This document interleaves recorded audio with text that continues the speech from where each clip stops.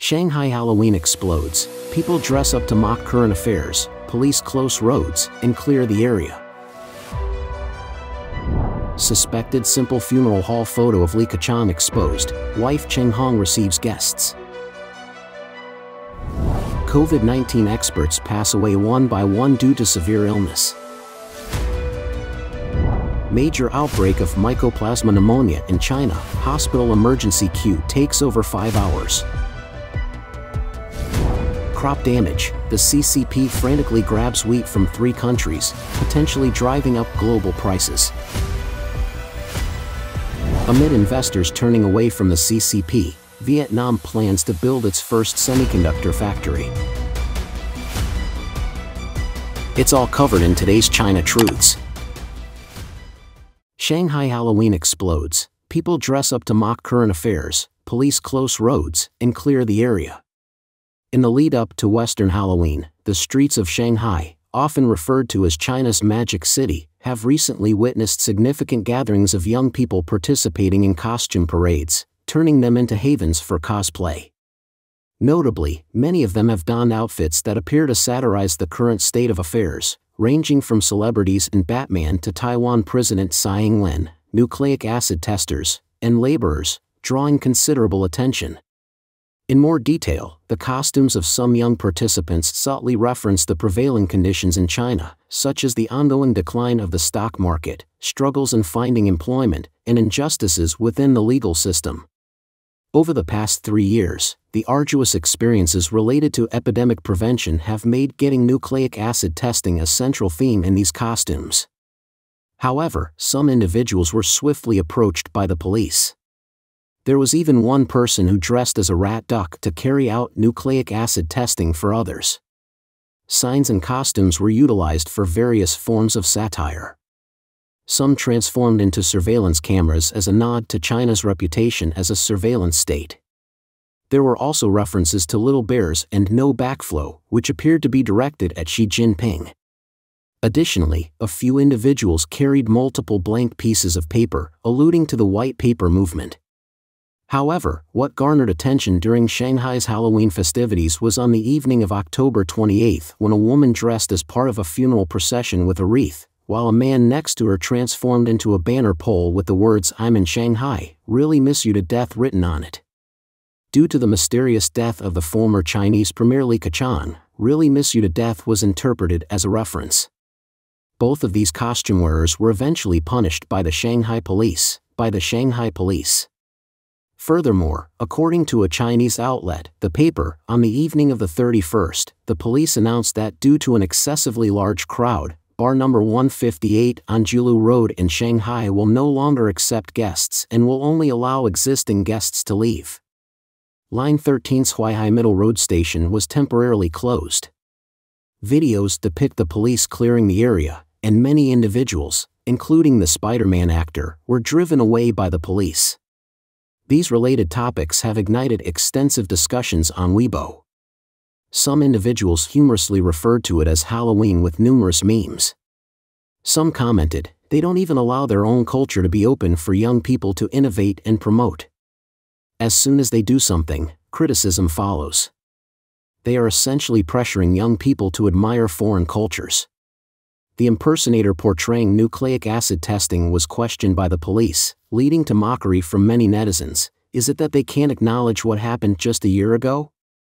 Are they embarrassed about it themselves? How can they suddenly deem it as vulgar content? Isn't it the case that over the past 3 years, the entire nation was involved in creating vulgar content and chaos? The choice of words is highly inappropriate. Some netizens claim that Shanghai Halloween, on the surface, is a carnival, but beneath it lies a wound in people's hearts. Only on specific days do they dare to bring it out for venting. Suspected simple funeral hall photo of Keqiang exposed, wife Cheng receives guests. After the Chinese Communist Party announced the death of former Premier Keqiang on October 27, they promptly informed the public about his scheduled cremation on November 2, without mentioning a body viewing ceremony.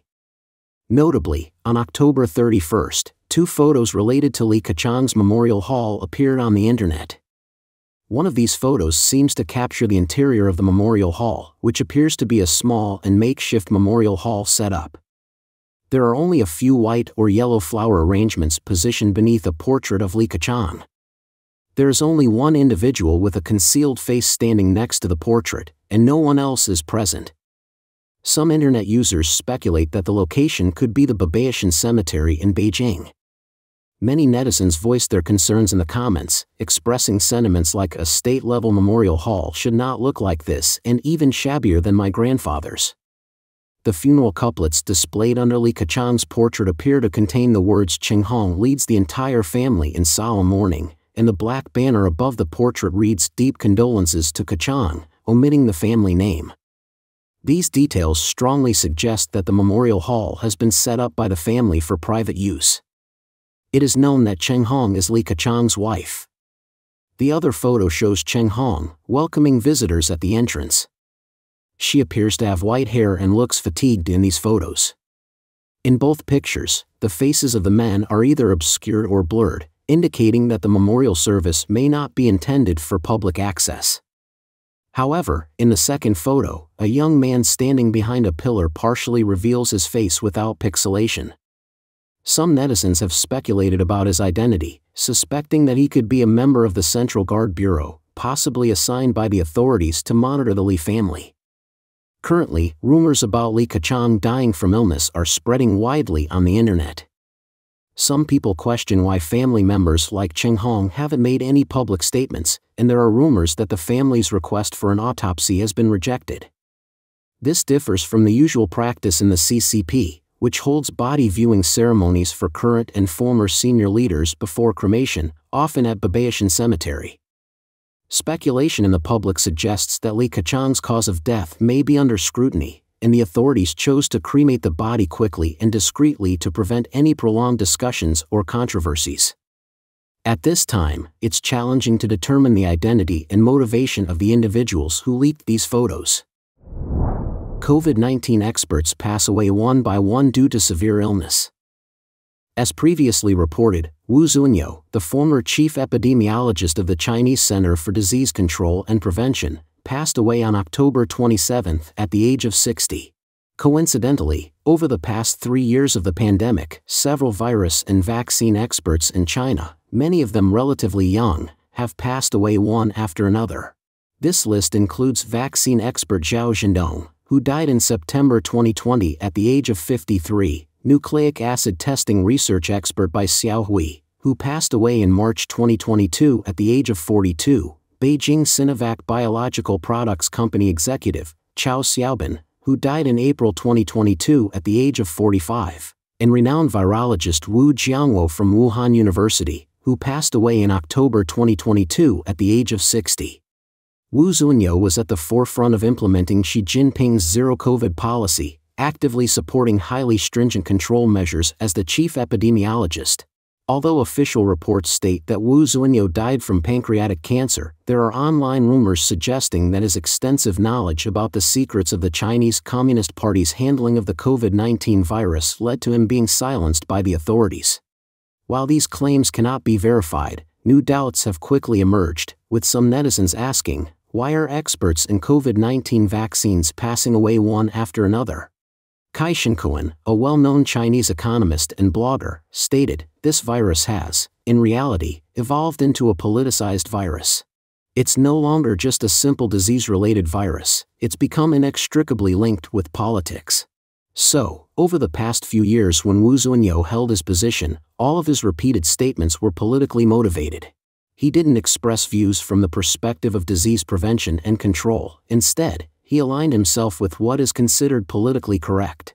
He consistently backed a series of disease control policies under Xi Jinping. Whether it was the zero-COVID strategy, lockdowns, mask mandates, or vaccination, he remained fully in line with the central policies of the party. Beyond the significant tragedies brought about by stringent lockdown measures, during the 3 years of the pandemic, many Chinese citizens have suffered severe side effects due to vaccinations. Countless affected families have been compelled to seek justice. Regarding this matter, Tan Wei, a former doctor at the 2nd Outpatient Department of the Guangzhou Military Region Hospital, remarked, "These high-ranking Chinese officials, who are also party members, hold authority over vaccines. They hurriedly developed vaccines within a few months for their personal gain during this national crisis, and mandated vaccinations for ordinary people. If there is any justice in the world, will these individuals be held accountable for their actions?" Major outbreak of Mycoplasma pneumonia in China. Hospital emergency queue takes over 5 hours. In mainland China, there is a significant outbreak of Mycoplasma pneumonia.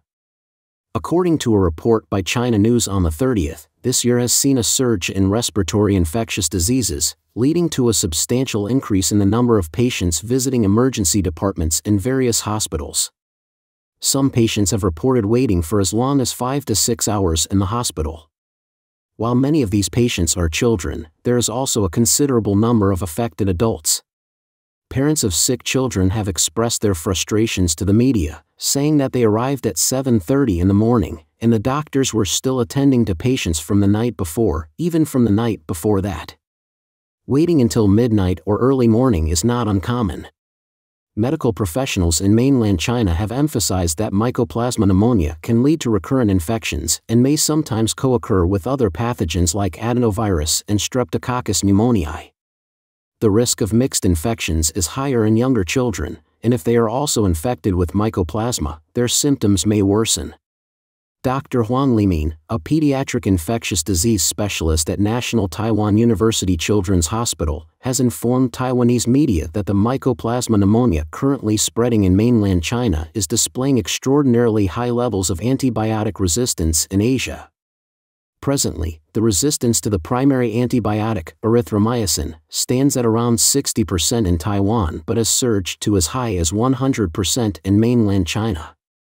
As a result, treating this infection has become increasingly challenging and is now the leading cause of children being hospitalized due to pneumonia, often leading to severe complications when children are infected.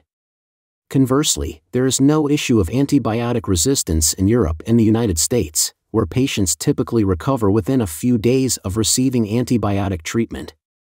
According to a CCTV report, the period from August to December each year experiences a high incidence of Mycoplasma pneumonia infections, with the peak usually occurring around November. Currently, there is no vaccine available for this infectious disease. Consequently, once infected, it can easily progress to severe pneumonia, and some children have become so severely ill that they require life-saving measures such as artificial lung support. 4 years ago, in November, mainland China witnessed a sudden outbreak of the COVID-19 pandemic. This has caused a resurgence in overwhelming cases of Mycoplasma pneumonia in hospitals, serving as a reminder for the public to stay vigilant. Dr. Huang Limin recommends that the public should continue wearing masks, practice regular hand washing, and adhere to various fundamental preventive measures to mitigate the spread of the infection. Crop damage. The CCP frantically grabs wheat from 3 countries, potentially driving up global prices. Moving on to the latest developments in the Chinese economy.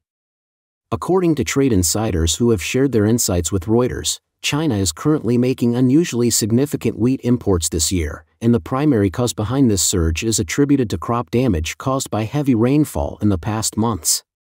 In more detail, China secured a substantial quantity of fresh Australian wheat, roughly 2 million tons, in October, and the shipments are slated to commence in December. Additionally, since September, China has been placing orders for approximately 2.5 million tons of French wheat, with shipments scheduled from December to March.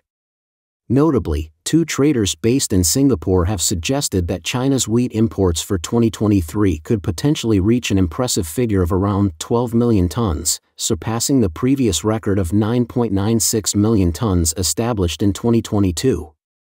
This buying spree is anticipated to continue well into 2024. Regarding the impact of heavy rainfall on China's wheat harvest, Beijing reported a 0.9% reduction in this year's wheat production, bringing it down to 134.5 million tons. Despite an expansion in the planting area, the wheat yields suffered due to substantial rainfall in the primary crop-producing regions of central China, occurring right before the harvest. Estimates provided by 2 Singaporean traders and an Australian distributor reveal that approximately 25 million tons of China's wheat harvest, equivalent to about 20% of the country's total yield, have been adversely affected by these rainfalls. Some of this rain-damaged wheat is only suitable for animal feed or for blending with higher-quality imported wheat before milling. Currently, Beijing has yet to furnish an assessment of the crop's quality, and the Chinese Ministry of Agriculture has not responded immediately to Reuters' request for comments. Remarkably, in contrast to various other commodities, the import of Australian wheat into China has remained relatively unaffected by the bilateral tensions that have marked the relationship between the two governments in recent years. In fact, these tensions have somewhat eased over the past few months. Traders are of the opinion that Beijing's significant purchases from Australia may compel competing importers in countries such as Indonesia and Japan to explore alternative sources from North America and the Black Sea region. Moreover, traders believe that China's robust wheat buying activities might have a ripple effect on global prices. Global prices have already witnessed a decline of over 25% this year, largely due to ample supplies from Russia, the world's largest wheat exporter, as indicated by the Chicago futures benchmark prices. Amid investors turning away from the CCP, Vietnam plans to build its first semiconductor factory. Vietnam is increasingly becoming a focal point for international investors, especially as Western companies are progressively losing their enthusiasm for the Chinese market. This country, serving as a hub for electronics manufacturing in Southeast Asia, is already home to Intel's largest semiconductor assembly and testing facility globally. Furthermore, it hosts several chip design software companies. Vietnam is actively formulating a strategy to attract more investments in the semiconductor industry, with a specific focus on chip manufacturing foundries, and its aspirations include the establishment of its first wafer fab by the end of this decade. Vu Tu Tan, the head of the U.S.-ASEAN Business Council in Vietnam, has revealed that they have been conducting meetings with 6 American semiconductor companies in recent weeks, including discussions with wafer fab operators. Specific company names have been kept confidential since these negotiations are still in their early stages. An unnamed semiconductor executive has disclosed that these negotiations involve discussions with major American semiconductor foundries, such as GlobalFoundries and Taiwan's TSMC. The ultimate goal is to establish Vietnam's inaugural wafer fab, with a likely emphasis on producing less advanced chips tailored for automotive and telecommunications applications. These dialogues have transpired following a significant diplomatic enhancement in relations between Vietnam and the United States. In September, President Joe Biden's visit to Hanoi underlined Vietnam's potential as a key player in the global semiconductor supply chain, as identified by the White House. Foreign direct investment has surged significantly in Vietnam. National statistics indicate that between January and October 2023, Vietnam attracted over $15.29 billion in foreign direct investment, marking a 54% increase compared to the same period in the previous year. Approximately $5.29 billion of this investment was allocated to 1,051 existing projects. In recent months, Vietnam has garnered substantial attention from investors seeking to diversify their supply chains and reduce their reliance on China. This trend has led to an increasing number of investment commitments, including a $200 million investment pledge by Taiwanese electronics contract manufacturer Foxconn to establish a new factory in Quang Ninh Province, Vietnam. Data from Global Data highlights that in 2022, foreign direct investment in Vietnam, Malaysia, and the Philippines collectively increased by 61.3% year-on-year.